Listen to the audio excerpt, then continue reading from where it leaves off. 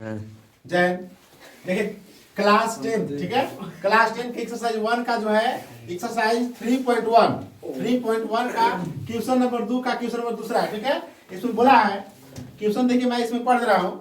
बोला है कि अनुपात a1/a2 b1/b2 और c1/c2 की तुलना कर ज्ञात कीजिए कि निम्न समीकरण द्वारा निरूपित रेखाएं एक बिंदु पर प्रतिच्छेद करते हैं, समांतर है अथवा संपाती ठीक है। करा पर इसे बताना है कि रैखिक यानी प्रतिच्छेद करती है या संपाती है या अथवा समांतर है। तो क्वेश्चन नंबर देखिए दूसरा है कि 9x + 3y + 12 बराबर 0, 18x + 6y + 24 बराबर 0 है ठीक है।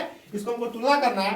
तो सबसे पहले हम जानेंगे कि जो आपका ऊपर का वैल्यू है और नीचे का वैल्यू है, ऊपर वाला जो है a1 a2 और ऊपर है a1 b1 और c1 और नीचे जो है a2 b2 और c2 है। तो हम यहाँ पर क्या किए हैं, जो मान दिया है देखिए लिख दिए। a1 का मान 9 है, b1 का मान 3 है, c1 का मान 12 है, a2 का मान 18 है, b2 का मान 6 है और c2 का मान 24 है ठीक है। अब नीचे करता है कि तुलना करने पर ठीक है, इसको क्या किया कि तुलना कर दिए। तो तुलना करने पर 9/18 यानी कहने मतलब है कि पीछे आपका बुक में होगा कि a1/a2 b1/b2 और c1/c2 देखिए लिखा होगा।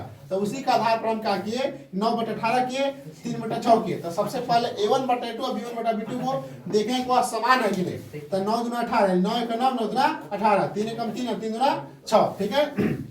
जब इसका भी 1/2 और इसका भी 1/2 आ गया तो हम अगला पार्ट लिखेंगे 12/24। तो 12 × 12 12 24 हो गया। तो 12 × 12 12 24। तो इसका मतलब है कि तीनों जो पार्ट का जो है 1/2 1/2 1/2 आ गया। इसलिए हम क्या किए देखिए 1/2 बराबर 1/2 बराबर 1/2।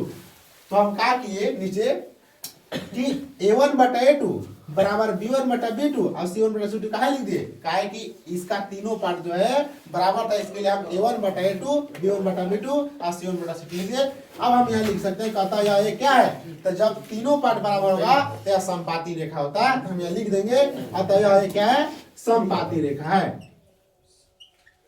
समपाती रेखा है ठीक है। तब तक के लिए हम लोग मिलते हैं अगले क्लास में। जय।